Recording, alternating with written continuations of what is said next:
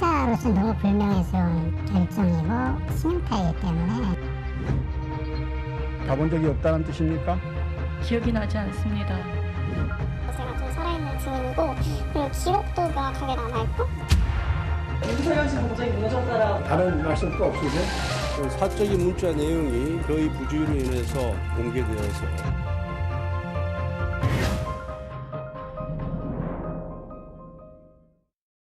지난 수요일 국회에서 열린 사회 분야 대정부 질문. 논문 표절, 자녀 입시 의혹 등에 휩싸인 박순애 사회부총리 겸 교육부 장관이 답변에 나섰습니다. 입시 컨설팅 학원이라고 돼 있는 데를 가보신 적은 있습니까? 없습니까? 제가 많이 바빠서 자녀들 어디 학원 다니는데 잘 챙기지를 못했습니다. 가본 적이 없다는 뜻입니까? 기억이 나지 않습니다. 중복계제로 투고금지 처분을 2번이나 받은 사실에 대해서도 자진 철회를 했기 때문에 문제가 아니란 입장을 고수했습니다. 이 부분이 문제가 나중에 될 수도 있겠구나 싶어서 자진 철회를 했습니다. 논문 표절의 투고 금지, 아들들의 고액 입시 컨설팅, 만취운전으로 적발되고도 처벌받지 않은 수상한 재판, 여기에 조교 갑질 의혹까지. 박순애 교육부 장관의 계속된 의혹에 야당은 대정부 질문을 통한 송곳 검증을 예고했는데요. 하지만 앞서 보신 것처럼 기억이 나지 않는다, 자진 철회였다. 박 장관의 모호한 해명에 검증은 다소 싱겁게 끝났습니다. 그런데 이 해명들 사실이 아닙니다. 오늘 스트레이트는 박 장관의 거짓말을 집중 보도합니다.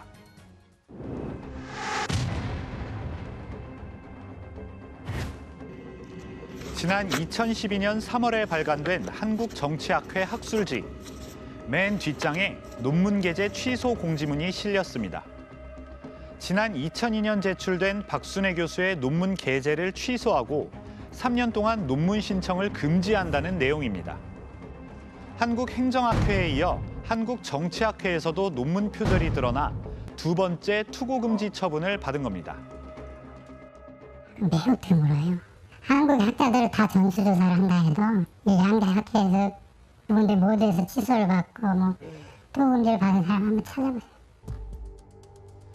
박 장관의 이 2번째 투고금지도 자기 논문 표절 때문이었습니다. 영어로 된 미국 대학 박사 논문을 일부 수정해 행정학회에 냈는데 이걸 우리말로 번역해 정치학회에 마치 새 논문이냐 또 제출한 겁니다. 두 논문의 중복 비율은 67%. 그래프와 표도 그대로 가져다 썼고 전체 15쪽 가운데 10쪽 이상은 영어 문장을 거의 똑같이 번역한 수준입니다. 이런 중복 게재는 연구 실적 부풀리기에 해당돼 학계에선 엄격히 금지하고 있습니다. 하나는 영어, 하나는 한국말로 이제 동일한 논문을 출판했다는 거는 그 연구의 확산, 서로 다른 독자에 대한 배려라기보다는 연구 실적 부풀리기 차원이 더 큰 거죠. 그러나 국회에 나온 박 장관은 당당했습니다. 논문 표절을 인정하고 사과하기는커녕 자진 철회를 한 거라 문제될 게 없다고 했습니다. 한국행정학회뿐만 아니라 한국정치학회도 장관님 논문에 대해 영구 부정 판정을 하고 논문 제출 금지 처분을 했었어요. 그 2가지 논문 같이 제가 자진 철회를 동시에 했던 겁니다. 투고 금지에 대해 물어도 답변은 오로지 자진 철회 하나였습니다. 자기 표절로 한 것이 아니고요. 제가 자진 철회를 한 것입니다. 심지어 투고 금지를 당한 건 지금까지 몰랐다고 했습니다. 자진 철회를 하고 난 뒤에 처분을 받은 사실을 인지하지를 못했고 이번에 여러 가지 조사 결과를 통해서 확인하게 됐습니다. 이렇게 박 장관은 거듭 자진 철회를 강조했습니다. 그런데 자진 철회 사실이 아닙니다. 이 문서는 표절 심사를 받게 된 박 장관이 정치학회에 냈던 소명서입니다. 한마디로 요약하면 부디 논문 게재를 취소하지 말아달라고 읍소하는 내용입니다. 중복 게재의 가능성을 완벽하게 차단하지 못했다고 잘못을 인정하면서도 정치학회부에 게재된 것을 영광스럽게 생각하고 자부심을 갖고 있다. 학회에 누를 끼쳐 진심으로 죄송하지만 관용을 베풀어 주시길 부탁드린다고 적었습니다. 그러나 받아들여지지 않았습니다. 정치학회 측은 투고금지 3년이란 가장 무거운 징계를 내렸습니다. 그럼 표절 사실은 어떻게 드러나게 된 걸까요? 실제 논문 철회를 요청한 건 박 장관이 아니라 행정학회였습니다. 이건 당시 행정학회가 정치학회에 보낸 공문인데요. 박 장관이 정치학회에도 같은 논문을 냈으니 검토해달라는 내용입니다.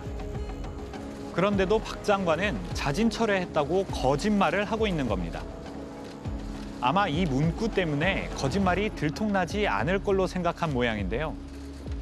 2012년 정치학회지의 논문 취소 공지를 보면 박순애 교수가 자진 철회를 신청했다고 적혀 있긴 합니다. 당시 심사위원에게 왜 사실과 다르게 자진 철회라고 적혀 있나 이유를 물어봤는데요. 연구자가 투고금지 처분을 그것도 2번이나 받는 게 너무나 불명예스러운 일이라 배려하는 차원이었다고 했습니다. 한마디로 봐줬다는 겁니다.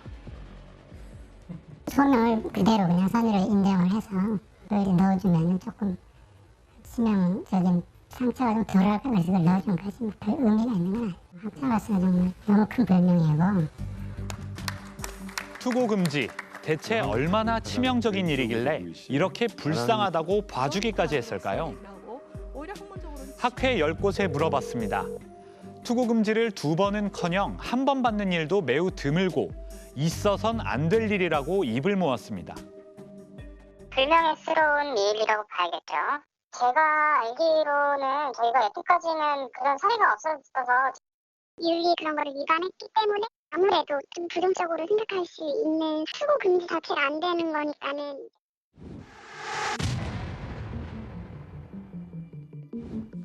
앞서 스트레이트는 박 장관이 지난 1999년 행정학회에 낸 영어 논문이 12년 만에 표절로 드러나 투고금지 2년의 징계를 받았던 사실을 보도했습니다.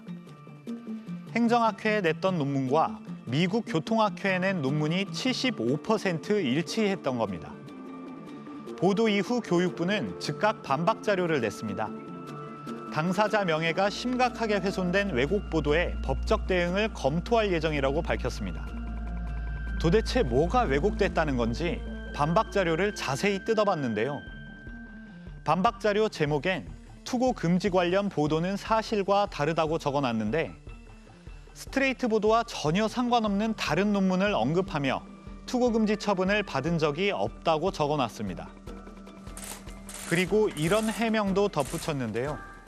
행정학회에 논문을 낼 당시 국내에 있다 보니 미국 학회지에 논문이 게재된 걸 몰랐고 이걸 12년 만에 뒤늦게 알고 스스로 자진 철회했다는 겁니다.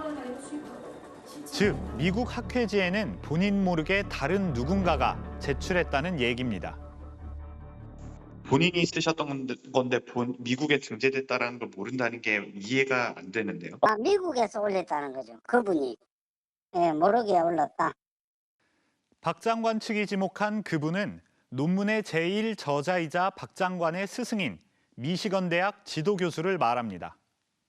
아침에 제가 보고를 드렸었거든요. 그 미국 얘기도 있고 이래가지고 그래서 그 부분을 미국도 한번 연락해 보신다 그러더라고요. 스트레이트도 미국에 있는 박 장관의 지도교수에게 이메일을 보냈습니다. 며칠 만에 교수로부터 직접 답변이 왔습니다. 1999년 미국에서 논문을 등재할 때 박 장관에게 알렸는지 묻자 그렇다고 답했습니다. 반대로 박 장관이 한국 학회에 논문을 낼 때 당신의 동의를 구했냐고 물었더니 그런 적 없다고 밝혔습니다. 그러면서 박 장관을 마지막으로 본 건 2011년이며 지난 10년간 이메일로 가끔 연락하곤 했지만 논문에 대한 언급은 단 한 번도 없었다고 설명했습니다. 이렇게 미국 학회지에 낸 걸 몰랐다는 박 장관의 해명은 거짓으로 드러났습니다.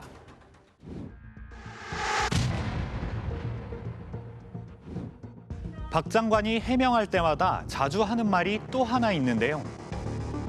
지금 관점으로 보면 중복 게재가 문제지만 2015년 교육부가 연구윤리 지침을 만들기 전까진 연구 부정 행위로 보기 어렵다는 겁니다. 다시 말해 자신이 논문을 중복 게재한 건 모두 2015년 전이어서 문제가 없다는 겁니다. 지금까지 그 언론에서 제기됐던 논문들은 우리가 흔히 얘기하는 연구윤리가 확립되기 이전의 논문이었던 것이었고, 그런데 이걸 보시죠. 박 장관 본인이 2012년 정치학회에 냈던 소명서에는요. 중복 게재에 대한 규정이 만들어진 건 2005년이라면서 자신의 논문에 대해선 규정이 적용되지 않는다고 써놨습니다. 지금 주장과 연도만 다르고 논리 구조가 똑같죠. 하지만 당시에도 이 소명이 받아들여지지 않았던 이유가 있었습니다. 박 장관이 논문을 제출했던 당시 행정학회와 정치학회 등엔 이미 중복 게재 금지 규정이 있었기 때문입니다. 실제 중복 게재 때문에 벌써 16년 전에 물러난 교육부 장관도 있습니다. 지난 2006년 노무현 정부 당시 김병준 교육부 총리는 취임하자마자 논문 표절이 드러나 자격 논란에 휩싸였습니다. 박 장관처럼 제목만 바꿔 논문을 중복 게재한 사실이 드러난 겁니다. 표절이라는 그야말로 얼토당토하는 이야기를 가지고 시작해서 여기까지 온 데 대해서 제가 억울하고, 이 상태에서 더 교육부 장관직을 수행할 수 있겠습니까? 야당과 교원단체, 나아가 여당 지도부까지 사퇴를 압박하자 취임 13일 만에 결국 스스로 물러났습니다.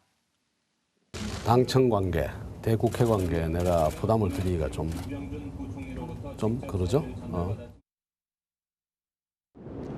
저희는 2주 전 박순애 장관 아들들의 고액 입시 컨설팅 의혹도 보도했었는데요. 박 장관 측은 이것도 전혀 사실이 아니라며 법적 대응을 운운했습니다. 그러면서 해명들을 내놨는데 이건 뭐가 거짓인지 짚어보겠습니다. 불법으로 자기소개서 등을 대필해주고 이른바 허위 스펙을 만들어주다 대표가 구속됐던 입시 컨설팅 학원. 스트레이트는 박 장관이 지난 2018년 쌍둥이 아들과 함께 이 학원에서 컨설팅 받은 사실을 보도했습니다. 이제 아들이랑 박순애 장관님이 두 분이 나란히 앉아 계셨어요. 학생이 쌍둥이이기 때문에 너무 기억이 남았고, 어머니의 외모도 너무 출중하셨고. 당시 저희는 박 장관 장남의 생활기록부 첨삭 내용도 공개했었는데요. 보도 이후 박 장관은 고액의 입시 컨설팅을 받은 사실이 없고 차남만 회당 20만 원대 자기소개서 컨설팅을 한 번 받았을 뿐이란 해명 자료를 냈습니다. 하지만 며칠 뒤 국회에 나와서는 아예 이 학원을 모른다고 했다가 기억나지 않는다고 하는 등 답변이 오락가락했습니다. 장관이 이 입시 컨설팅 학원에 간 적 있습니까? 저는 어떤 입시 컨설팅 학원인지 얘기를 듣지 못했습니다. 방송을 보지 않았습니까? 방송에 입시 컨설팅 학원 이름이 나오지 않은 것으로 알고 있습니다. 입시 컨설팅 학원이라고 돼 있는 데를 가보신 적은 있습니까? 없습니까? 제가 많이 바빠서 자녀들 어디 학원 다니는데 잘 챙기지를 못했습니다. 가본 적이 없다는 뜻입니까? 기억이 나지 않습니다. 박 장관 측은 또 지난번 방송에서 공개한 생활기록부 첨삭 내용은 장남의 것이 아니라고 주장했습니다. 장남은 수시가 아니라 정시로 대학에 합격해 컨설팅과는 관련이 없다는 겁니다. 그 자료 화면에 나와 있던 내용은 이과생인 것 같고요. 저희 장남을 확인한 결과 그 학생별 교과 내용은 본인의 교과 내용이 아니라고 얘기를 들었습니다. 하지만 이 문서에 등장하는 학생은 박 장관의 장남이 분명해 보입니다. 첨삭 내용을 보면 이 학생은 서울 강남의 한 고등학교 전교 부회장이었는데 당시 이 학교 전교 부회장을 알아봤더니 바로 박 장관의 장남이었습니다. 또 이 학생이 국제평화 마라톤 대회에서 진행보조로 봉사활동한 것으로 돼 있는데 박 장관 장남이 같은 날 8시간 동안 여기서 봉사활동한 기록도 확인됐습니다. 박 장관의 장남인지 아닌지가 왜 중요하냐? 생활기록부는 학교 선생님만 써야 하기 때문입니다. 학생이 학원에서 컨설팅을 받아와 선생님 이렇게 써주세요. 요구하는 대로 작성해 주는 것도 불법입니다. 이렇게 첨삭받은 내용이 실제 생활기록부에 입력됐다면 교사는 파면까지 가능하고 학부모나 학생이 기재를 요구했다면 부정청탁 금지법을 위반한 겁니다. 이대로 됐다면은 행사적 지도를 받아서 학생 또는 학부모가 이렇게 써달라고 요구를 한 거잖아요. 그래서 분명히 이건 청탁금지법 위반 사항이고. 그런데 장남이 과목별로 첨삭받은 내용 중엔 이런 문구가 있었습니다. 지구과학란에 다 반영해준다고 알아서 써오라고 하셨음이라고 적혀 있습니다. 알고 보니 이 문구는 학교 선생님이 생활기록부에 반영해주기로 했다는 장남의 말을 학원 직원이 받아 적은 거였습니다.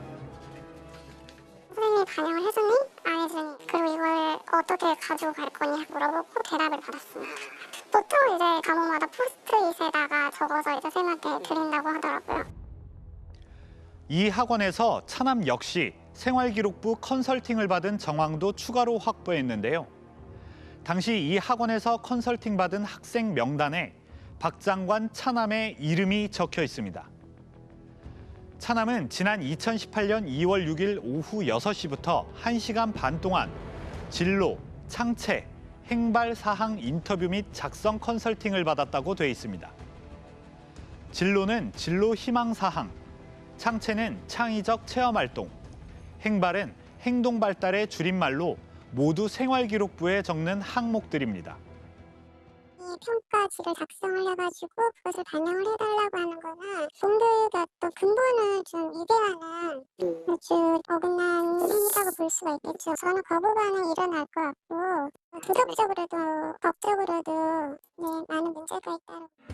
바로 다음 날에도 1시간 반 동안 생활기록부 과목별 세부 특기 사항 인터뷰와 작성 컨설팅을 받았습니다. 장남이 받았던 생활기록부 과목별 컨설팅과 같은 겁니다. 또 원격으로 독서록을 송부했다고도 적혀 있습니다. 차남이 20만 원을 주고 자기소개서에 대해 한 차례 컨설팅 받았다는 해명 역시 사실이 아닌 겁니다. 지난 보도 후 다시 만난 학원 직원은 현금 영수증을 발급받아간 기억이 생생하다며 박 장관이 거짓말을 하고 있다고 했습니다. 제가 좀 살아있는 증인이고 그리고 기록도 명확하게 남아있고 80% 이상의 학부모님들이 300만 원짜리 6개월 컨설팅을 신청을 하고 있기 때문에 카드로 결제하시는 분들이 대다수예요. 근데 그분은 60만 원 2명이니까 이제 120만 원을 현금 영수증으로 발급받아가신 거죠. 박 장관의 아들들이 졸업한 고등학교에도 물어봤습니다. 학교 측은 자체 조사 결과 학원에서 컨설팅 받은 내용이 실제 생활기록부엔 반영되지 않았다고 했습니다. 그 컨설팅 받은 내용이 생기부에 반영이 안 됐다는 말씀이죠? 당연하죠. 예, 당연하죠. 저희는 전혀 이상 없습니다. 그렇지만 생활기록부는 공개할 수 없다고 해 진위 여부를 알 수는 없었습니다. 박 장관 측도 아들의 생활기록부 공개를 거부했습니다. 민감한 개인정보 가리고 제출하시죠. 아들들하고 이야기해 보시겠습니까? 얘기는 해보겠습니다만 제출이 아마 어려울 것으로 생각이 됩니다. 실제 20만 원짜리 자기소개서 컨설팅을 한 번만 받았는지 당시 신용카드와 현금 영수증 내역을 제출해 확인하자는 요구도 동문서답식 답변으로 사실상 거부했습니다. 고위 공직자들이나 상류층에서 부모 찬스를 활용해서 국민들의 반감이 상당히 있잖아요. 교육부 장관이면 이런 일들을 해내야 되는 사람인데 의혹이 해명되지 않는다라고 한다면 계속 공정한 입시에 대한 좀 의혹 이런 것들을 키울 수 있지 않을까 하는. 박순애 장관은 지난 2014년 한 일간지가 선정한 10년 뒤 한국을 빛낼 백인에 뽑히기도 했습니다. 당시 박 장관은 잊지 못하는 실패의 순간으로 모교인 연세대 교수 임용 탈락을 꼽았는데요. 엄격한 학문적 기준을 요구하던 은사님과 선배 교수님들의 마음을 이해한다. 이런 소회도 적어놨습니다. 엄격한 학문적 기준이라니 뭐였을까요? 최근 스트레이트는 박 장관의 당시 탈락 사유를 파악할 만한 익명의 제보를 받았는데요. 추가 취재에 나섰지만 관계자들이 모두 입을 닫아 아직 구체적 사실관계를 확보하진 못했습니다. 그로부터 10년도 안 돼 사회부총리 겸 교육부 장관에 오른 박순애 교수. 각종 의혹으로 또 한 번 언론의 주목을 받게 됐습니다. 2022년 교육부 장관에게 요구되는 학문적, 도덕적 기준은 교수 임용 때보다 훨씬 엄격할 수밖에 없을 텐데요. 915만 명 학생들을 책임지는 위치이기 때문입니다. 교육 정책이든지 입시 업무라든지 공정한 업무를 기대하는 건 불가능한 것 같습니다. 범죄자에게 모범적인 경찰이 되라 뭐 이런 거랑 똑같은 것 같습니다. 거짓말하면 안 된다. 잘못하면 책임져야 한다. 학교에선 이렇게 배웠을 학생들에게 박순애 교육부 장관은 뭐라고 설명하고 뭘 가르칠 수 있을까요?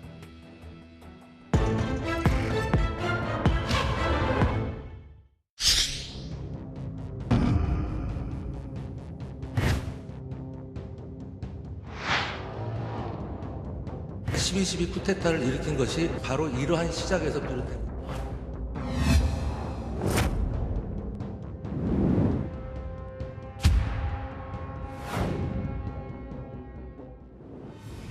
위태롭게 내리막길을 걷던 윤석열 대통령 지지율.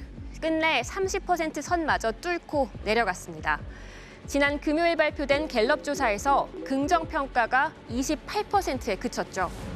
7월 내내 30%대를 간신히 유지했지만 윤 대통령의 이른바 내부 총질 문자 파문이 조사에 반영되자 국정 운영의 심리적 마지노선이라는 30%가 취임 81일 만에 무너진 겁니다. 역대 대통령들과 비교해 볼까요? 집권 반년 만에 30% 이하를 기록한 노태우, 이명박 두 전직 대통령과 비슷합니다. 탄핵 직전에 가서야 30% 선이 무너졌던 박근혜 전 대통령, 또 임기 내내 30% 선을 방어한 문재인 전 대통령과 견줘보면 28%의 지지율이 주는 무게감 더 크게 느껴집니다. 지금부터는 지지율 하락의 원인을 다각도로 분석해 볼 텐데요. 먼저 보시는 이 그래프, MBC가 서울대 국제정치 데이터센터와 함께 추정하고 있는 대통령 지지율입니다. 지난 5월 취임 때 51.3%, 절반을 넘긴 긍정평가로 출발한 그래프는 약간 상승하는 듯 하다가 여당이 대승을 거둔 지방선거를 기점으로 꺾이기 시작합니다. 동시에 부정평가는 올라가는데요. 취임 9주 만인 이달 초, 부정과 긍정이 뒤집히는 이른바 데드크로스를 맞았습니다. 가장 최근 지표인 7월 넷째 주, 우리 국민 10명 중 6명 이상이 국정 운영을 잘 못하고 있다고 평가하고 있는데요. 잘하고 있다는 국민보다 2배가량 많습니다. 그런데 특이점이 발견됩니다. 전국을 완전히 뒤흔들 만한 이른바 대형 악재도 없이 지속적인 하락세라는 겁니다. 직선제 개헌 이후 대통령들의 임기 초 지지율 변동과 비교해 볼까요? 과거에는 주 단위 여론조사가 없었기 때문에 분기별 자료를 봐야 하는데요. 취임 1년도 안 돼 데드크로스가 발생한 경우는 역대 대통령 중 2명, 노무현, 이명박 전 대통령인데요. 이때는 대북 송금 특검 수용과 광우병 사태처럼 돌발 악재들이 장기간 지속됐었죠. 하지만 아직 석 달이 채 안 된 윤 대통령의 시간에는 첫손에 꼽을 만한 이슈가 딱히 보이지는 않습니다. 그런데도 왜 줄곧 가파른 내리막일까? 데이터를 연령별로 나눠 분석해봤습니다. 정도와 시점은 다르지만 모든 연령대에서 이미 이 빨간색으로 표시된 부정평가가 긍정을 추월했죠. 처음부터 이 부정평가가 높았던 40대를 제외하면 가장 먼저 데드크로스에 진입한 세대는 30대입니다. 이때 어떤 일이 있었냐면 김승희, 박순애 두 장관 후보자의 자질 논란이 한창이었습니다. 즉 인사 문제입니다. 그럼 전 정권에 그 지명된 장관 중에 이렇게 훌륭한 사람 봤어요? 또 다른 질문. 그 다음은 50대였는데요. 긍정 부정이 엎치락뒤치락하다가 6월 23일 완전히 뒤집히죠. 경찰 치안감 인사 번복, 주당 노동시간 개편 발표 혼선 등 정부 내 의사소통 난맥상이 치명적으로 드러난 시점입니다. 언론에다가 마치 인사가 번복된 것처럼 이렇게 나간다는 자체는 아주 중대한 국기문란 아니면은 제가 어제 보고를 받지 못한 게 아침에 언론에 나와서 제가 아침에 확인을 해보니까 노동부에서 발표를 한 것이 아니고 이런 데드크로스가 갑자기 나타난 건 아니죠. 비슷하게 유지되던 긍정평가는 떨어지고 또 부정평가는 올라가기 시작하는 시점, 즉 여론의 방향이 바뀌는 전환점이 먼저 등장합니다. 이 시점에 무슨 일이 있었는지 보면 지지율 하락 원인을 입체적으로 판단할 수 있습니다. 연령별 전환점도 확인해 볼까요? 자, 먼저 30대 그리고 40대, 50대에서는 취임 이후 이렇다 할 전환점이 발견되지 않았습니다. 꾸준히 여론이 나빠졌다는 이야기입니다. 반면 20대 이하와 60대 이상에서는요, 윤 대통령의 힘을 실어주다가 각각 6월 중순과 하순에 돌아섰습니다. 20대 이하 여론 방향이 바뀐 건 김건희 여사의 등장과 맞물려 있습니다.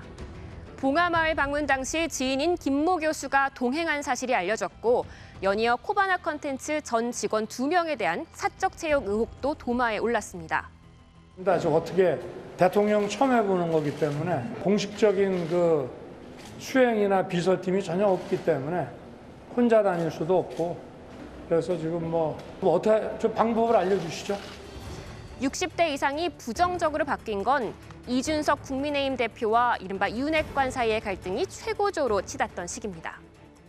지지율 자체가 무너지는 거는 가장 큰 이유는 저는 당내 갈등이라고 봅니다. 역대 모든 정권은 야당의 공격이나 정책의 실패 때문에 무너진 적이 거의 없어요. 선거 연합을 스스로 깨면서 무너졌거든요. 전체적으로 여권 내부의 갈등과 정부에 대한 불신, 인사 난맥, 영부인 리스크 등이 총체적으로 작용한 결과라고 볼 수 있습니다.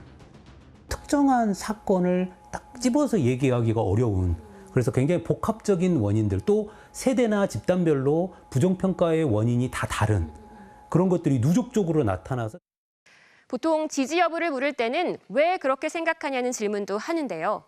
우리나라에서 가장 오래 대통령 지지도를 조사해온 한국갤럽의 자료에선 윤 대통령에 대한 부정평가의 이유로 인사 문제가 가장 많이 꼽히고 있습니다.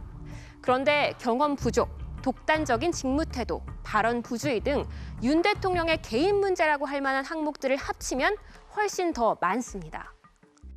언행이라든지 아니면 뭐 행사에 있어서 너무 약간 권력을 남용하시는 모습을 많이 보이시는 것 같은데 정확하게 구체적으로 답변을 하지 않으시고 이제 어영부영 넘기신다든지 이 옛날 정권에서 했다는 변명을 하는 것은 자기가 못난 사람이에요.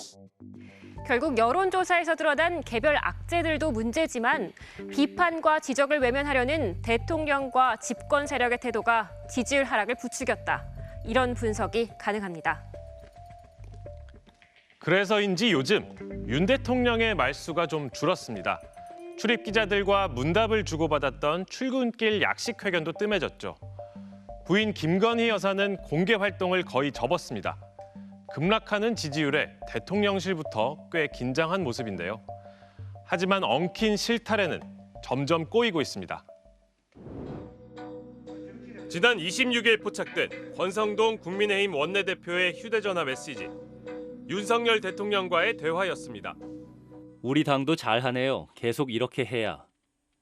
내부 총질이나 하던 당대표가 바뀌니 달라졌습니다.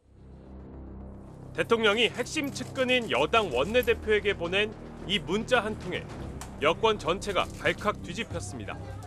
국민의힘 이준석 대표를 겨냥한 대통령의 속내가 노골적으로 드러났기 때문입니다. 이 대표가 받은 당원권 정지 징계에도 윤심이 작동한 거 아니냐, 이런 의심까지 커졌는데요. 대통령께서 당대표를 싫어하셨다는 소문이 원치 않는 방식과 타이밍에 방증된 것 같아서 정말 유감스럽고요. 청년들의 쓴소리를 어찌 내부 총질이라 하냐는 당내 젊은 정치인부터 대통령의 생각이 그렇다면 이 정권은 망했다는 보수 성향 평론가까지 비판이 쏟아졌습니다. 대통령실 관계자들이 진화를 시도했지만 유감스럽다. 없다고 저는 생각을 합니다. 정치적 의미를 과도하게 부여하는 것은 저는 조금 바람직하지 않다고 생각을 합니다. 표적이 된 이 대표는 양두구육, 즉 양의 머리를 걸어놓고 뒤에서 개고기를 판다며 불쾌함을 노골적으로 드러냈는데요. 파문은 걷잡을 수 없이 번지고 있습니다. 당시 대통령의 문자에 답을 하며 권대행이 언급한 강기훈이란 인물이 또 다른 논란을 일으킨 겁니다. 1980년생, 현재 대통령실 기획비서관실 행정관인 그를 이준석 대표 이후에 청년 세대로 거론했다는 건데요. 강 씨는 권성동 의원실의 정무실장 역할을 한 바 있습니다. 지난달 권 원내대표가 대통령 특사로 필리핀을 방문했을 때도 같이 다녀온 측근입니다. 하지만 강 씨가 극우 정당 대표를 지냈던 사실이 알려지면서 대통령실에서 어떻게 이런 사람을 채용했냐는 비판이 여당에서도 나옵니다. 이분이 과거에 활동했던 내용과 같은 주장이나 그런 입장들을 정책에 반영하면 어떡하나라는 우려 이런 거는 씻기가 어려울 것 같습니다. 권성동 원내대표는 또 사과했습니다. 사적인 문자 내용이 저희 부주의로 인해서 유출 공개되어서 국민 여러분들께 심려를 끼쳐드린 점에 대해서 송구하게 생각합니다. 석 달여 전 원내대표에 당선된 뒤 벌써 세 번째 사과인데요. 앞서 대통령실 사적 채용 논란의 진원지이자 성난 여론에 기름을 부은 것도 권 원내대표였죠. 무슨 일이 있었는지 작년 5월 말로 가보겠습니다. 강원도 강릉의 한 술집에 세 사람이 모였는데요. 윤석열 대통령과 이 지역 국회의원인 권성동 원내대표, 김홍규 현 강릉시장입니다. 당시 윤 대통령은 검찰총장을 그만둔 지 2달째였는데요. 대선 출마를 저울질하던 중이었습니다. 본의원님이 제가 이제 다 아니까 맥주 한잔 먹자는데 영희님 영화인데 가자 해서 오신 것 같았거든요. 이날 술자리에는 이 지역 통신설비업체 사장인 우모 씨도 들렀다고 합니다. 본의원님이 오셨다고 해서 아마 주변에 집 근처시니까 그냥 걸어오셨거든요. 본의원님도 알고 아시겠죠. 왜냐면 윤석열 의원님 대통령도 강릉에서 아마 계셨으면은 안면은 있으시지 않을까요? 우 사장은 그냥 사업가가 아니었습니다. 2017년부터는 강릉시 선거관리위원을 맡아 공직에도 진출했는데요. 그의 아들은 더 놀랍습니다. 대통령실 9급 행정요원으로 채용된 겁니다.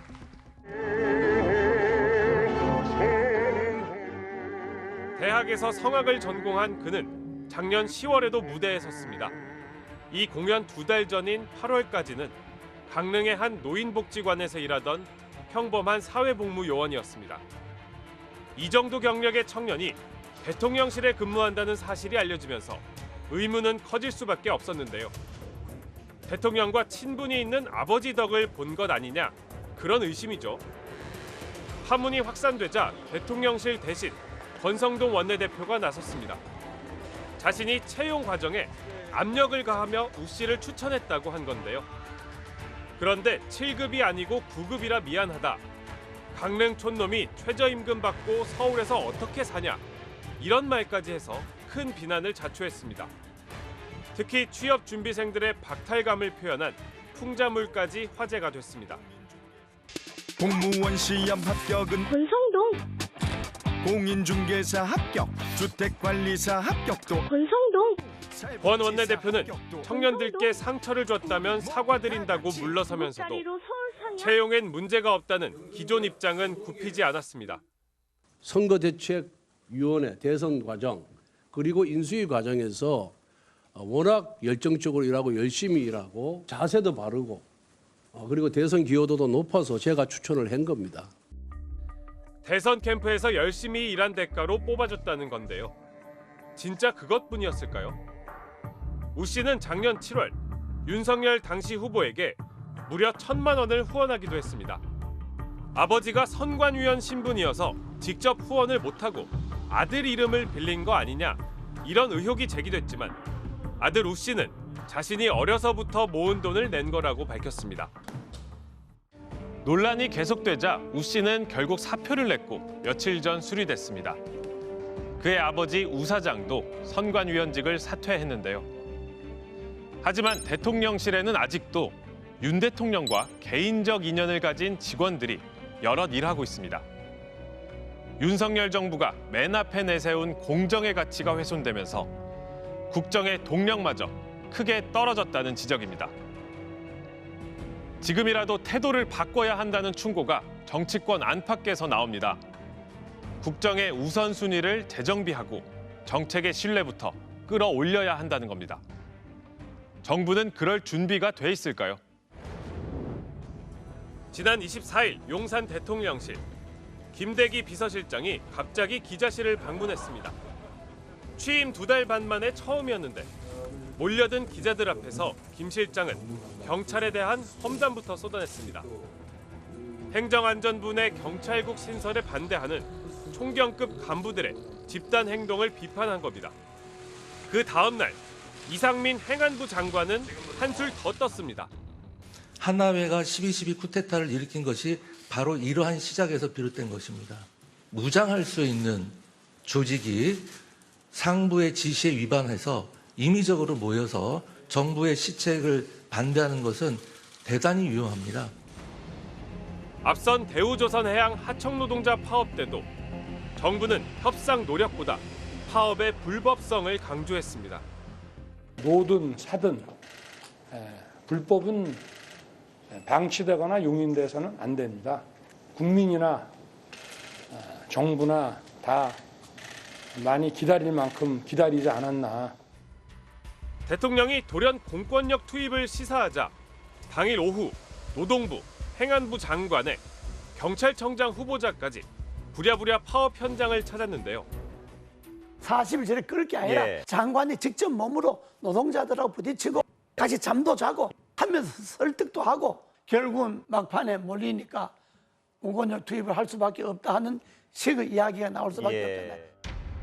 일부 강성 지지층만을 의식한 듯한 현 정권의 이슈몰이도 역효과를 불렀다는 지적입니다.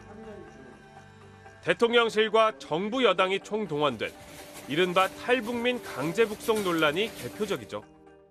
사회적으로 갈등들을 일으키는 그런 문제들은 좀 유예하고 후순위로 이제 밀어놔야 되는 거죠. 국정 운영 전반의 기조를 이제 민생 개선에 맞춰가지고 끌고 갈 수 있게끔 이제 하겠다. 또 그런 리더십을 발휘해야 되는 거죠. 역대 정권은 위기 국면에서 비서실장과 주요 수석 비서관 등 대통령실 주변의 쇄신부터 서둘렀습니다. 자기들 진영이 아닌 다른 데 있던 중진을 비서실장으로 임명하고 그랬잖아요. 그런 거에 대한 공부가 전혀 안 돼 있는 것 같아요. 지금 와서 제일 급한 게 청와대 참모진을 일대 쇄신하는 거예요. 좀 더 무게감 있는 사람들을 영입하고. 하지만 대통령실은 전혀 그럴 분위기가 아니죠. 오히려 문자 파문 이틀 만에 권 원내대표와 마주친 윤석열 대통령은 며칠 고생하셨네라며 덕담을 건넸다고 합니다. 대통령의 격려에 화답이라도 하듯 이튿날 권 원내대표는 공개 행사에서 이런 말을 합니다. 지금은 조금 주춤하고 있지만은 윤석열 대통령이 지금까지 살아온 대로 쭉 밀고 나간다면은 금년 말쯤부터 확연히 달라지는 지지율에다가 확연히 달라지는 국민적 지지가 올 것이다.